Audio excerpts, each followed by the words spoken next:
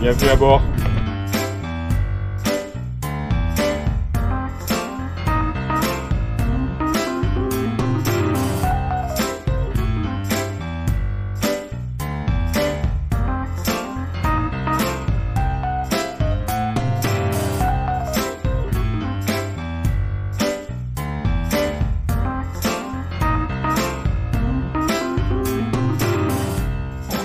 Salut, Jordan.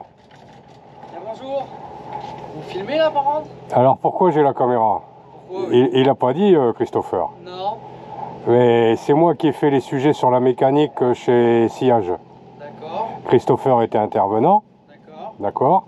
Et on a fait deux sujets, plutôt théoriques autour d'un moteur avec des plaisanciers. Beaucoup de questions posées. Et la finalité, c'est de poursuivre avec une maintenance pratique sur ce D130F ici présent. D'accord. Alors, c'est mieux que les Dufour. Ah ouais, il est bien accessible. Ok. Par contre, le premier constat, j'ai pas touché volontairement, le premier constat c'est ça, Oui. au fond. Ça arrive souvent. Alors il faut voir si c'est ce que c'est là. Si je vois du gasoil ou si c'est de l'eau. Non, ça a l'air de la flotte. Souvent le truc rouge là, c'est entre le dumper et l'inverseur. En fait, sur le dumper, entre le moteur et l'inverseur, ils mettent une pâte rouge. Ouais. Et c'est ça qui fait avec la chaleur et tout ça. Ça peut sointer à la longue, d'accord. Donc j'avais laissé volontairement pour juste faire le constat et essayer de diagnostiquer ce qui est fait. Donc voilà. Bon, l'accessibilité, ouais, elle est pas mal. Non, c'est plutôt pas mal sur les Bavaria. Elle est pas mal. Ici, de ce côté... Il y a tout qui est de ce côté. Ici, il y a une belle accessibilité, là, de ce côté. Il y a tout qui est de ce côté, de toute façon. Alors, la pompe, ici, ça rigole pas. Filtre, pré-filtre, la turbine, courroie, tout ce qui est à prévoir.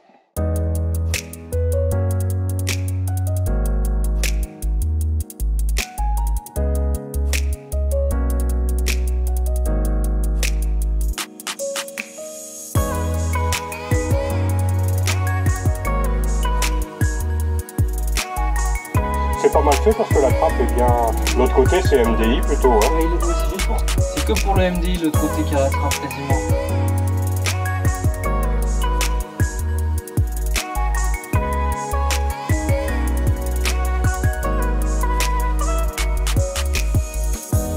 On peut pas rêver mieux là en accessibilité. Voilà. Alors, on va le faire tourner un petit peu. On va le faire tourner une dizaine de minutes à 1500 tours pour le faire chauffer un petit peu et attaquer la vidange directement. Donc 1500 tours pendant quelques minutes? Voilà, pendant 5-10 minutes. 5-10 minutes. Embrayé, pas débrayé. D'accord, embrayé, ouais. Pour le faire forcer un petit peu. Ouais, pour avoir les 1500 tours, ouais, d'accord. Alors. Je suis au point mort.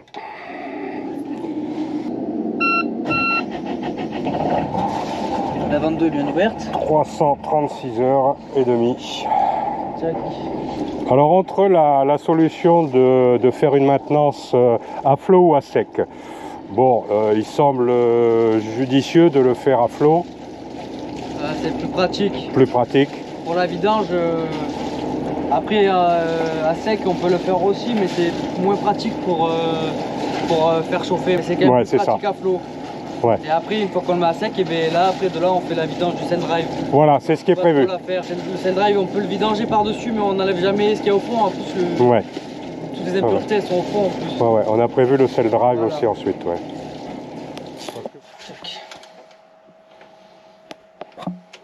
Donc on avait vu que la turbine, par principe, une fois par an, globalement. Ouais. Hein. Pour chaque année, ouais, c'est bien de faire turbine et filtration complète, filtre à huile, filtre à gasoil et pré-filtre à carburant. Et si éventuellement on trouve une turbine qui a priori est en bon état, il est peut-être judicieux de la garder en pièce de rechange. Exactement, quand on remplace la turbine et qu'on voit qu'elle peut encore faire, il la garde en cas de dépannage. Ouais. En cas de, s'ils prennent un sac plastique ou quoi et qu'ils crament la turbine en mer, ils ont celle de l'année passée du coup. Ouais. Mais au moins il a toujours une turbine à bord pour si un jour il y a un souci quoi. Ouais, c'est ça. Alors, ce qu'il faut regarder surtout c'est là aussi. Parce que si c'est pas érodé. En fait, avec la turbine, ici, ça s'use et après, Voilà. ça prend de l'air et il refroidit mal. Alors c'est quelque chose qu'on avait effectivement évoqué sur l'atelier précédent. Il y a un début d'usure, mais ça va encore. C'est pas non plus... Check. Donc ça c'est une pièce éventuellement qu'on peut avoir aussi en complément. C'est pas mal. Je pense à quelqu'un qui peut effectivement être Vraiment confronté à faire ce problème. beaucoup, Et là où il est difficile d'avoir la pièce ou de se la faire envoyer. Voilà. Ouais, oui, à la limite. Ouais. Voilà. C'est surtout quand les moteurs ils commencent à avoir des heures en fait. Ouais. C'est là que ça devient important de l'avoir. Après, parce que c'est à force que la turbine elle travaille, du coup ça creuse le métal là et après du coup de là ça prend de l'air. Donc là c'est le type de joint qu'on trouve. Ouais, sur cela c'est des joints papier.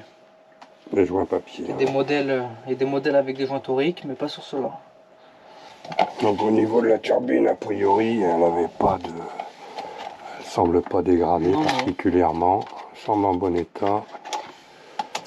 Super. Et ici. Donc à garder. Sait-on jamais.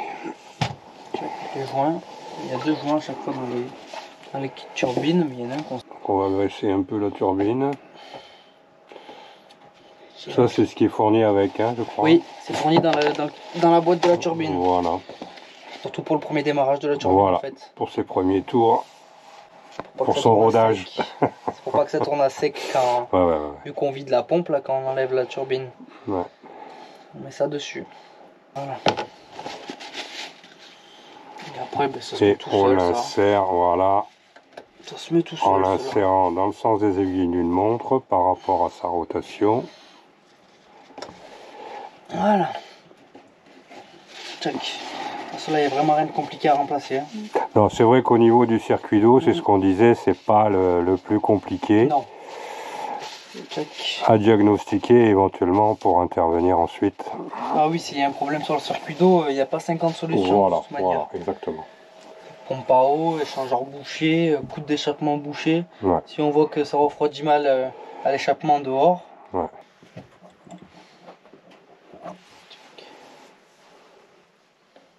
Alors, comme on le disait tout à l'heure, il peut y avoir parfois des visseries un petit peu qui finissent par fatiguer un peu, et il est bon parfois de prévoir un peu de visserie. Celle-là, ouais, c'est pas mal de les avoir. De les avoir, parce que c'est quelque chose éventuellement qu'on vérifie un peu plus souvent que d'autres choses. C'est toujours pareil en fait, ça dépend de l'âge du bateau et de trucs, surtout quand ça va avoir quelques années, que ça a été démonté plusieurs fois. Ouais. C'est là après que ça devient et un puis, peu... c'est quand même un endroit où c'est de l'eau de mer qui circule. Mais bon. Donc tout à l'heure, après la vidange et tout le reste, sur la remise en route, il n'y a pas de, c'est simplement de réouverture de la vanne, Voilà. Mais il n'y a pas d'amorçage particulier comme on le fait pour un circuit gasoil ou autre. Exactement. Hein, c'est ça. Et le décanteur là-bas. Et le décanteur d'eau de mer, vous parlez? Ouais. Ça, il faut regarder surtout quand vous faites des grosses navigations, regardez que vous ne prenez pas des saletés dedans. Enfin, ça dépend après si vous passez à des endroits où il y a peu de fond, des algues, des machins qui se bougent pas, c'est tout quoi. Vu qu'on a travaillé sur le circuit, on pourra peut-être y jeter un œil pour illustrer cet organe-là dont on parle aussi. Et il faut réussir à l'ouvrir, parce que des fois c'est pas pratique. Ouais. Quand on n'a pas la bonne clé pour réussir à les ouvrir, des fois... Alors il y a un plaisancier qui avait évoqué justement ce problème sur la vidéo précédente, où il y avait eu intervention sur le circuit d'eau. Ouais. Il avait un défaut de rejet. Et en fait, au niveau turbine, tout était impeccable. Et en fait, il s'est rendu compte que son couvercle avait été mal revissé. Il y avait prise d'air. Il y avait prise d'air. Ouais, il y avait prise d'air. Donc, il peut y avoir prise d'air effectivement sur le filtre là-bas. Il peut y avoir prise d'air sur des colliers. C'est pour ça qu'on avait aussi évoqué la vérification régulièrement des colliers. Voire mettre 2 colliers s'il y a la place. C'est pas plus mal. Circuit eau de mer, de toute façon, c'est pas compliqué. Vous allez directement à votre... filtre à eau de mer. Là du coup déjà vous avez 4 colliers à regarder. Ouais. Après il ressort, il part à votre turbine. Ouais. Là vous avez encore du coup 4 colliers. Ouais. Et après sortie de turbine, on monte au anti-siphon. à l'anti-siphon, ben là vous avez juste des simples colliers. Ouais. Et on ressort, on va à l'échangeur. Ouais. Et de l'échangeur, de là, ben, on part au coup Voilà. d'échappement. Voilà. Et ça, on part à la mer. Voilà. Voilà. Ouais, ouais. Il n'y a rien de compliqué. Non, non, ouais, c'est un circuit qui est simple à vérifier. Mais il peut y avoir quand même potentiellement des prises d'air. Et ça, c'est à vérifier. Parce que les colliers peuvent se dégrader. Il est bon aussi d'avoir aussi de la durite. De la durite. Ça aussi, ça peut faire partie des pièces à avoir à bord. D'avoir des bonnes longueurs de durite éventuellement pour une qui pourrait se craqueler ou se fissurer. Ouais, bah ça après, surtout, ça peut arriver. Après, quand vous commencez à faire des grosses traversées ou quoi, quand même, il faut quand même faire un check du bateau quand même avant. Ouais, ouais, tout à fait, ouais. Avant de partir quand même. Il faut pas partir comme ça. Évidemment, évidemment. Check. Voilà. Parfois, c'est bien d'ouvrir lui et d'aller vérifier le panier dedans. Check. Ouais, vous, il est nickel, il y a quelques saletés au fond, vous voyez. Vous voyez, c'est des coquillages, des... Ouais. C'est pas grand chose, mais c'est bien d'y mettre un coup des fois, de le sortir et d'aller y mettre un petit coup. Check, on va le vider là-dedans. Mais vraiment pas grand chose. Non. Non, c'est des, comme je vous avais dit, c'est des algues. Après, bon, c'est vrai que bon, on peut parfois passer sur des endroits un peu plus pollués, un peu plus pollution diverses et variées. Et on peut effectivement récupérer des choses. Là, il faut surtout faire attention quand on le resserre, là, le joint torique ici, là. Ouais. Des fois, c'est bien de... Un peu de graisse silicone ou choses comme ça. Je crois pas en avoir. Je crois en avoir en dessous. Je crois pas. Voilà, donc un petit ajout de lubrifiant silicone sur le joint du filtre. Et on le resserre bien comme il faut, qu'il n'y ait pas de prise d'air. Et bien le resserrer. Voilà. À la main, pas à la clé, pas besoin, sinon le jour où vous allez vouloir ranger. En pensant au plaisancier qui avait évoqué ce problème une fois sur son bateau. Là, on va aller sur le côté là-bas avec la pompe. Non, on va la passer par là. Ah, c'est une pompe de compétition. Voilà. On va aller défaire le petit bouchon.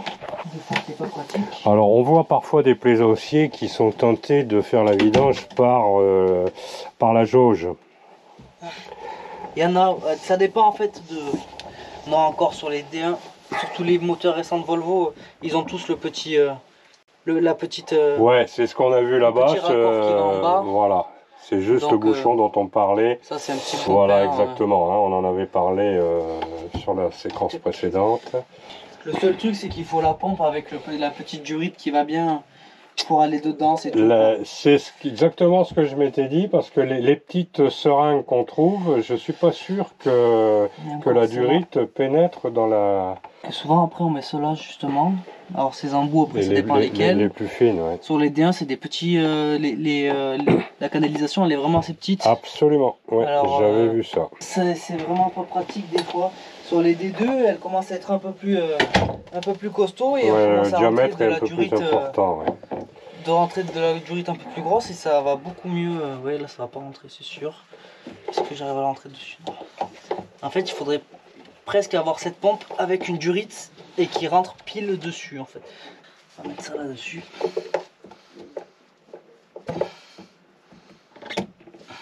Voilà.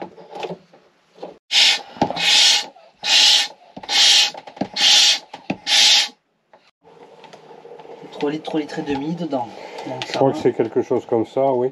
Et en général, quand on seringue, enfin quand on aspire l'huile, le plus souvent c'est de visualiser un petit peu ce qu'on en retire. A priori, ça doit être équivalent à la... Bon, normalement, à moins qu'on ait consommé un peu.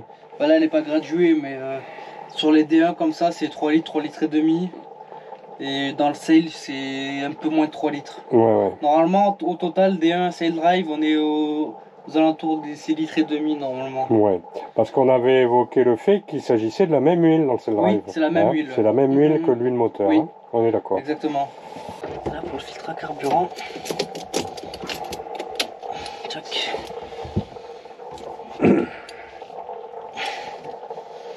Tchac.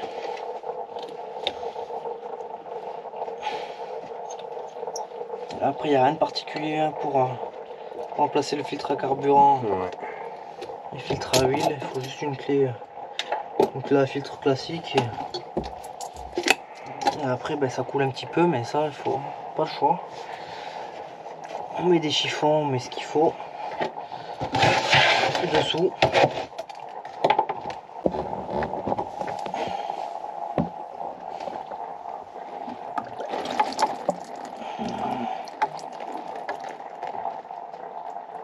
Voilà. Tchac. Là, on remet lui. On ne graisse pas le joint. Voilà, vous voyez, il y a le gasoil, il est directement dessus. Directement dessus. Il n'y a pas besoin de... Là-dessus, il y a toujours du gasoil, alors. D'accord. Et le filtre à huile, après, oui, on prend l'huile. On essaie de prendre de la vieille huile et on met de l'huile sur le Côté joint. filtre à huile, ouais, d'accord. C'est surtout le filtre à huile. Après, ça sert à la main. De toute façon, toujours, c'est un filtre. On va pas le serrer à la clé comme... D'accord. Comme une Donc brute. là, c'est vraiment à la main, pas oui, plus. oui. Pardon. Et là, on va faire le filtre à huile. Là, c'est un peu plus délicat. Parce que des fois, les clés passent pas trop. Là, le plus embêtant, souvent, à faire, c'est le pré-filtre à carburant. Au niveau de son accessibilité, parce qu'il est à la sortie du tank, lui. Voilà, c'est ça. Ouais. Surtout l'accessibilité. Ouais. On se débrouille, on prend des gamelles, on met dessous pour pas en foutre. Ouais, On ouais. va mettre de partout, mais Ou les poches plastiques. découper un bout de bidon pour mettre dessous. Normalement, ça va bien d'après lui. Mais on va voir ce que ça donne. Mais si tout va bien, je peux glisser ça sous le pré-filtre à carburant là-bas. Et voilà. Ouais, ouais, impeccable. Et de là, je peux le dévisser, il tombe à l'intérieur, le gasoil tombe dedans. Impeccable. Et c'est impeccable. C'est une bonne astuce. Après, sinon, la solution, si on n'est pas équipé de ça, on fait une poche plastique ou Ouais, du poche plastique, du papier, un chiffon. papier, n'importe quoi, hein. chiffon, voilà, pour absorber. Et puis, Parce que là, le truc, c'est que Wow. celui-là, c'est pas, on peut pas. Celui-là, c'est pas comme le filtre à carburant sur le moteur où on enlève, on remet vite. Vu qu'il y a pas mal de joints à remplacer dessus, on est obligé de, oui. on est obligé de le laisser démonter Ouais, un petit ouais, moment. ouais. Quand on coupe la vanne, on est tranquille quand même. Ça Ouais. coule un petit peu, mais ça va. Ouais. Mais on montrera, il y a quand même quelques joints à remplacer très importants sur celui-là. Tchac. On va le tenir quand même dessous.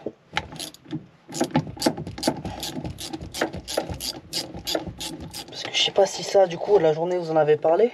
Je pense pas, peut-être pas. Parce Du que pré-filtre c'est sur le montage, mais des joints et tout ça, Pas en détail. pas en détail. Pas en détail. Tchac. C'était justement le but d'une maintenance pratique pour rentrer un peu plus dans la...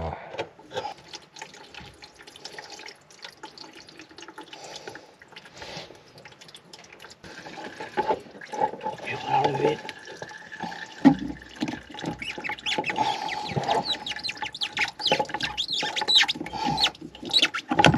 Voilà. Et du coup là, tchac. Il y a quelques joints très importants. Celui-là déjà. On a celui qui est dessous. On en a un petit sur la vis. Celui-là. Ouais. Celui-là il faut le changer. Parce que sinon on a une prise d'air là. Justement sur le circuit de Ouais, gasoil. On peut avoir une ouais. prise d'air là.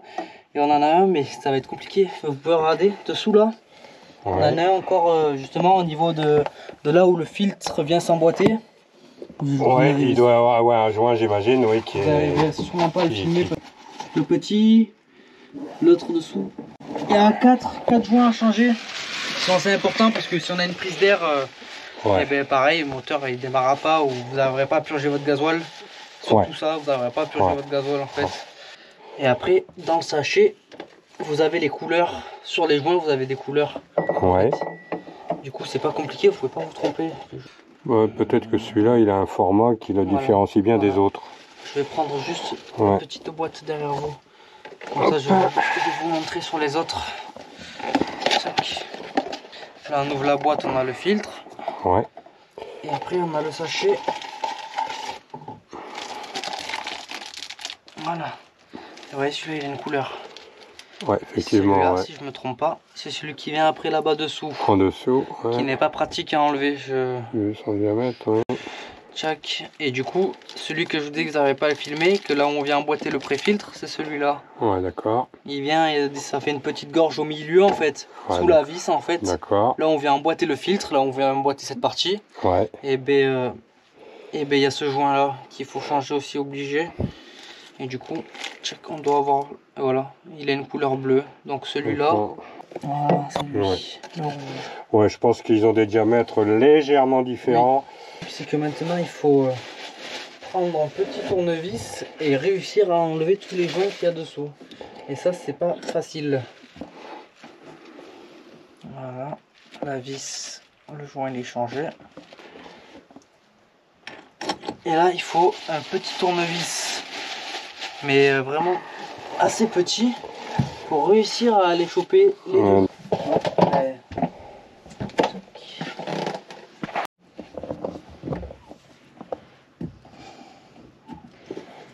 Surtout qu'on n'y voit pas grand chose. Lui ok. Et celui-là, est-ce qu'il a la couleur bleu? Vous voyez? Ah, c'est le bleu, d'accord. C'est le bleu. Donc le bleu vient bien en haut. Donc le bleu. Et du coup celui-là c'est bien un joint de rechange au cas où pour en bas. Parce que de toute façon on peut pas en mettre plus que ce qu'il y a dessus. Un pré-filtre tel que celui qu'on vient de démonter, bon, qu'est-ce qu'on peut constater?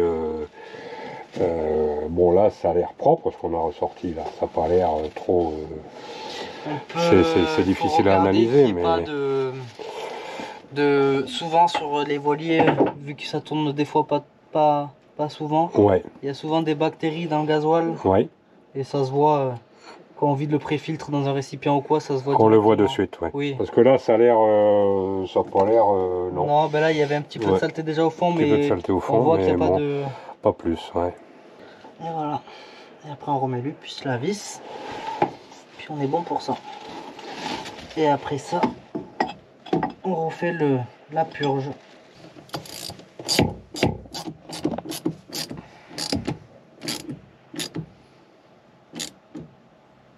Ça on sert pas comme une brute aussi. On sert bien comme il faut, mais pas non plus trop fort. Pas aller foirer le... Donc il n'y a pas de vissage, je veux dire. Ah non, il y a zéro vissage, il est juste... Contrairement aux filtres, aux autres filtres, là, sur le pré-filtre, gasoil, il n'y a pas de vissage. Emprisonné en fait, il est serré. C'est ça. Il y a une tige dans le bocal en métal qui est en dessous, qui traverse le filtre. Ouais. Et on vient le visser par le dessus. Par le dessus, et, voilà. Et bien positionner les joints, c'est la conduite. Voilà. D'accord, nickel. Donc en fait, quand on est amené à changer le filtre gasoil et son pré-filtre, il n'y a pas d'ordre particulier. On a fermé l'arrivée de gasoil. Voilà. Non, ça change absolument rien. Vous faites l'ordre que voilà, vous voulez, exactement. C'est pas très important. Voilà. Vous voyez, c'est ça que je parlais tout à l'heure, les trucs rouges. Là, il y en a sur le... Ouais, d'accord. Il y en a là. En fait, c'est comme une pâte qu'ils mettent sur le dumper et c'est rouge. D'accord. Et c'est ça souvent qu'on voit au fond des cales. Là, la purge du circuit de gasoil, on vient dévisser un petit peu la vis qui est au-dessus. Là, lui, on vient le rouvrir, c'est mieux. Tac, et on vient pomper sur la petite pompette ici, jusqu'à ce que ça dégueule bien comme il faut. Voilà.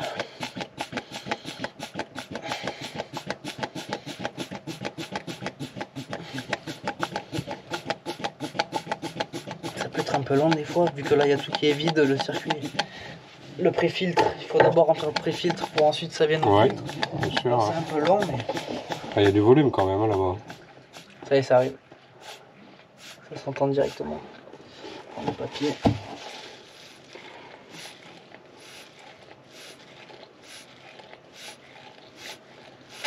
Voilà. Ah, ça dégueule bien. On ferme. On revient serrer.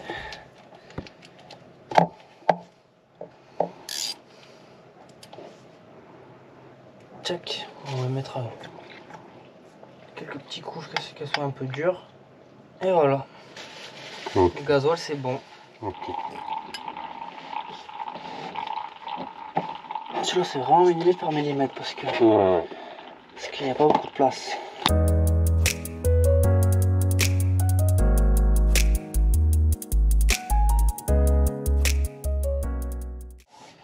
Le filtre à air là-dessus c'est tous les 300 heures normalement. 300 heures, ouais. Vous êtes en plein dedans. On est en plein dedans, ouais. Voilà. Il n'y a pas grand chose qui le tient, juste le petit collier là en haut et une petite vis de 8 avec la clé de 8 à l'arrière. En arrière, ouais. Et voilà. Tac. On récupère le collier. Vous allez le voir, il n'y a rien de particulier. Ouais, ouais. Là, il n'y a pas de. On peut pas l'ouvrir et changer le filtre dedans, c'est directement le filtre complet en Filtre plastique. complet, ouais. Surtout que Volvo préconise 300 heures, donc à 300 heures On le change voilà. intégralement. Voilà. D'accord. Voilà. Tchac. Ok. Est-ce que à tout hasard, si on le change par rapport au quota d'heure, est-ce que si on estime qu'il est particulièrement en bon état, c'est judicieux de le garder ou pas? Bah, pas vraiment. Après, on le change. Après, c'est dans les bateaux, filtre à air, il n'y a pas vraiment de poussière. Ouais, c'est ça. C'est un environnement pas trop poussiéreux, donc pas du tout même. Mais on le change parce que il faut le changer. D'accord, parce que d'accord. Volvo nous l'a dit. Quoi. Ouais, d'accord. C'est une Après, le garder, vous n'en ferez prescription. pas grand chose. Ouais, non, mais voilà. Voilà. Pas d'intérêt a priori. Non. Nouveau filtre. Donc rappel, toutes les 300 heures. Sans se poser de questions.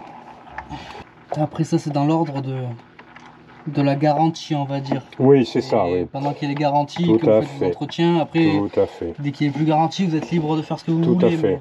On avait évoqué sur le sujet précédent, effectivement, les périodes de garantie, extension de garantie et les précautions à prendre par rapport à ça. Donc une vis sur l'arrière, le collier à resserrer, pas plus. Et voilà. Du four, il devrait prendre exemple sur Bavaria pour ça. Pour la place. Ah non, l'accessibilité elle est étonnante. Ouais, ouais. Donc en fait, quand on est amené à changer le filtre gasoil et son pré-filtre, il n'y a pas d'ordre particulier. On a fermé l'arrivée de gasoil. Voilà. Non, ça change absolument rien. Vous faites l'ordre que voilà. vous voulez. Ah, exactement. C'est pas très important. Voilà.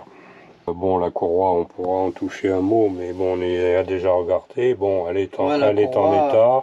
Voilà, c'est le quart de tour et voir qu'elle n'est pas craquelée. Et si elle n'est pas craquelée, etc. Voilà. Après, donc ici, on a bien l'axe fileté qui permet, alors en déconnectant un peu en bas, on laissait l'alternateur libre. Et il suffit simplement de régler ici, sur le côté, mais ça, on en a déjà parlé.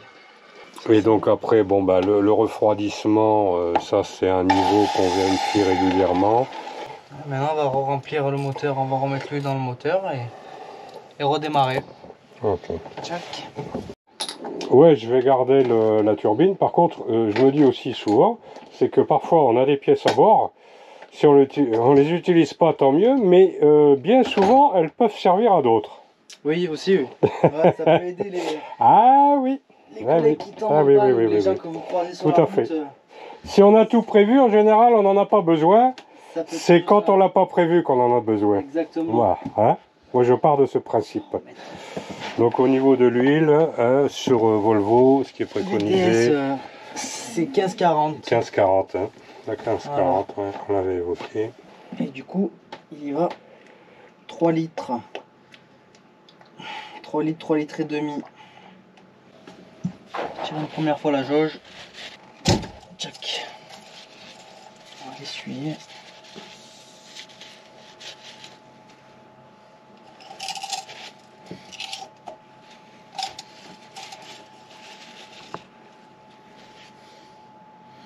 Voilà, on arrive bientôt au mini. Tchac. Et là on a mis. Tchac. On arrive bientôt au mini. Et on a mis quasiment 3 litres, pas encore tout à fait. Et là du coup on met le max. C'est bien de mettre le max comme ça quand on a fait la filtration et tout. Et quand on va remettre en route, le filtre il va boire une petite quantité. Et il va rester sur la jauge le 3/4, entre la moitié et le 3/4. Et c'est pas plus mal des fois de pas être au max. Le moteur il risque rien s'il est entre la moitié. Là vous voyez on est quasiment au 3/4. On va rajouter pour être au max. Et de là après on le met en route pour remplir le circuit, le filtre à huile et tout ça. Ça devrait être pas trop mal là.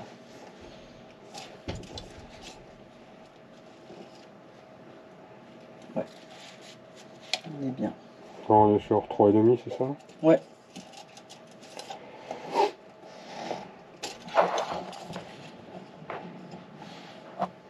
On est pile au maxi. C'est compliqué. Donc l'équilibre de refroidissement, oui, il est bien visible.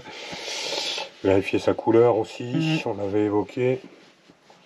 Bon. Après, il n'y a pas plus que ça. Hein. Voilà. Niveau, on a fait à peu près le tour du moteur pour un entretien plutôt classique. Là, on a fait le filtre air et tout ça qui normalement n'est pas à faire chaque année, mais chaque année, filtre à huile, pré-filtre à gasoil, filtre à gasoil et turbine et les huiles, enfin l'huile. Voilà, il fait la courroie et puis et après bon c'est vrai que quand on arrive sur une période de 5 ans, bon là on s'intéresse au refroidissement d'un peu plus près. Voilà, là il y a le refroidissement, il y a aussi le joint de cell drive à regarder. Ouais, ça on va de toute façon j'avais dit à Christopher que quand on le mettrait à sec on y regarderait. Oui, il faut bien regarder ça c'est quelque chose de très important parce que bah oui, évidemment. S'il y a un problème, c'est le bateau qui peut y passer là. Voilà, exactement. Mais de le prévoir et d'étaler un peu sur d'étaler un peu l'entretien, les gros entretiens, le coude, le joint de cell drive et tout ça, parce que si vous devez tout faire la même année, ça fait une certaine somme quand même. Ouais, parce que là le coude il se remplace complètement. Le coude c'est remplacement, c'est complet. Ouais. Le coude d'échappement et après bon cell drive bon et ces deux opérations là le mieux c'est à sec. Oui.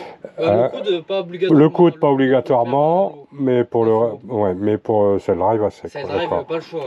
Bon, après les anodes et tout le reste comme au moment du carénage quoi. On va mettre en route, on va le refaire tourner un petit peu. On a coupé les batteries ou pas? Je regarde. Non, je crois que c'est bon.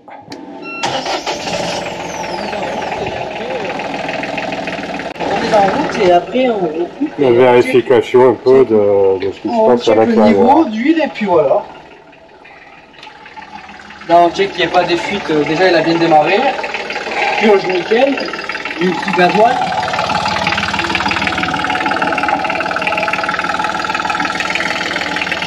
Vérifier qu'il n'y ait pas des fuites sur le pré-fil ou autre. Circulation de nickel.